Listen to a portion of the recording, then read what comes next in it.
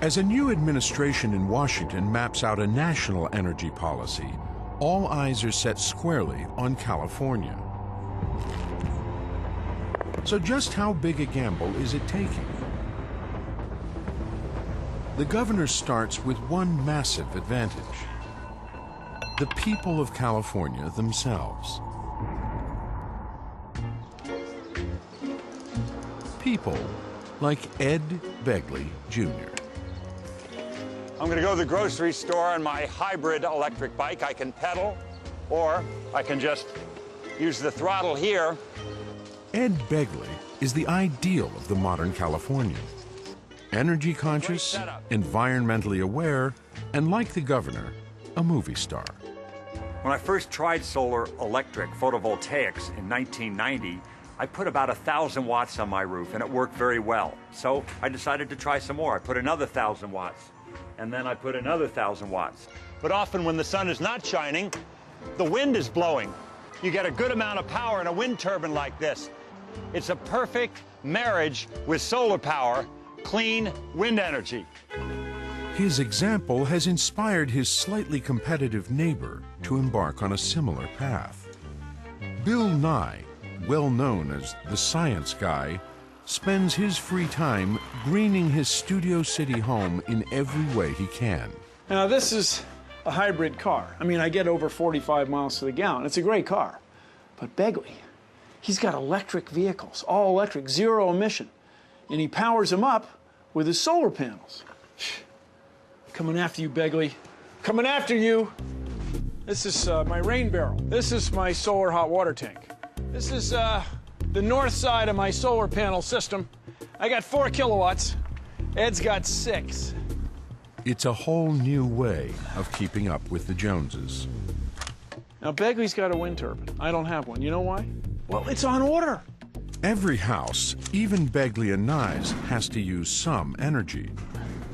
Remember, the governor's aim is to make at least 15% of his emissions cuts by improving energy efficiency in private homes and commercial buildings. You want a refrigerator with the highest Energy Star rating, the same with your microwave, the same with your stove. The theory is, the more efficient your house, the less power you'll need.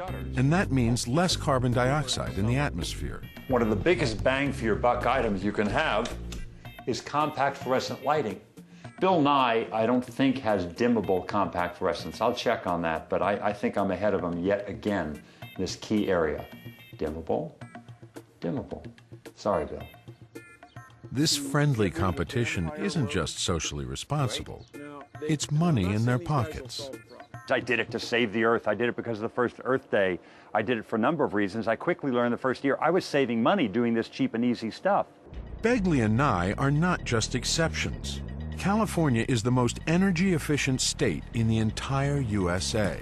In fact, over the last 35 years, as per capita electricity use in the country has soared 50%, California has remained flat. The question is, how much farther can it go? Because one thing becomes clear when you see what Begley and Nye have done. It's $3,000. It costs a lot of money. I just do everything I can that I can afford, and that's what I do. But to hit the governor's 2020 targets for emissions reductions, most people will not have to go to these extremes. Sealing leaks in ducts and windows, adding insulation, and changing light bulbs would be enough. The California Energy Commission says the total cost to a typical household could be as little as $1,500. Some 70% of the efficiency target will be achieved in commercial properties. In the past, efficiency has been a safe investment with a guaranteed payback. Over the last 35 years, efficiency improvements have saved Californians over $50 billion. But what about the people who can't even afford the minimum improvements? People like many in the community of Richmond, California.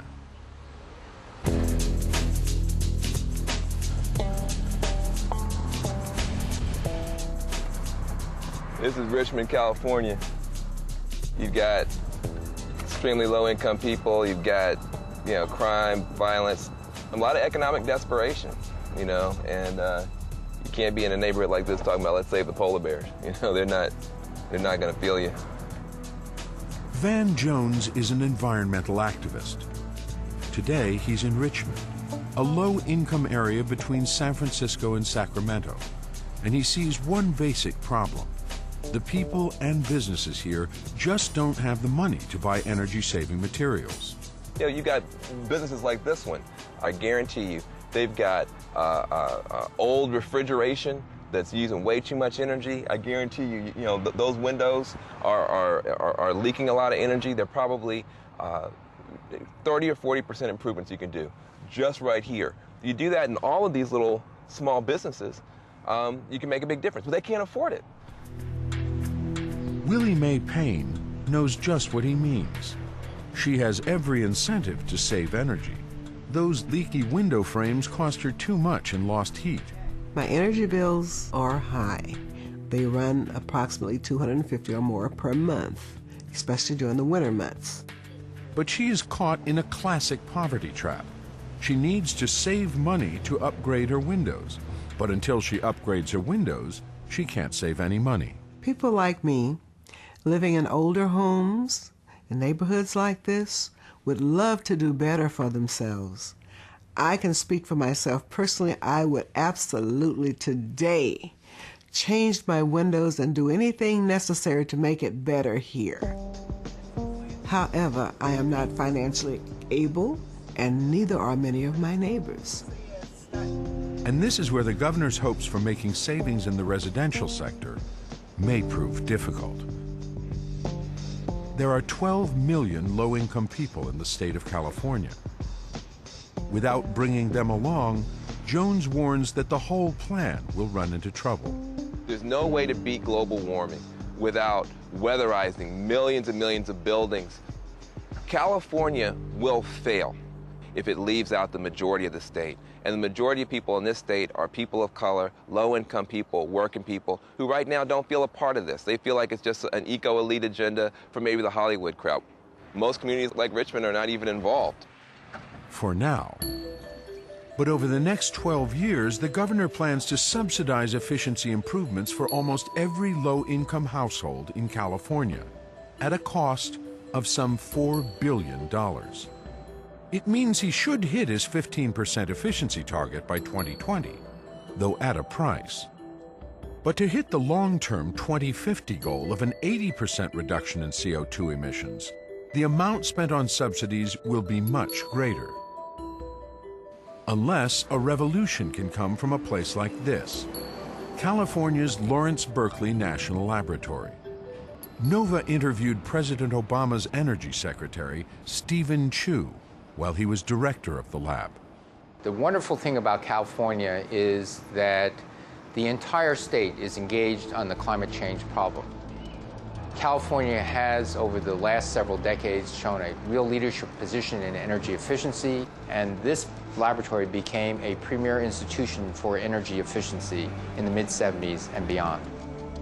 Triple pane windows with insulating low-E coatings, automatic shades, daylight simulation software, advanced passive cooling. New technology offers hope that California can meet its aggressive efficiency targets. Having these very aggressive goals is actually a very good stimulus. I have a lab full of scientists that believe in these goals and they want to deliver. But delivering these innovations will take years.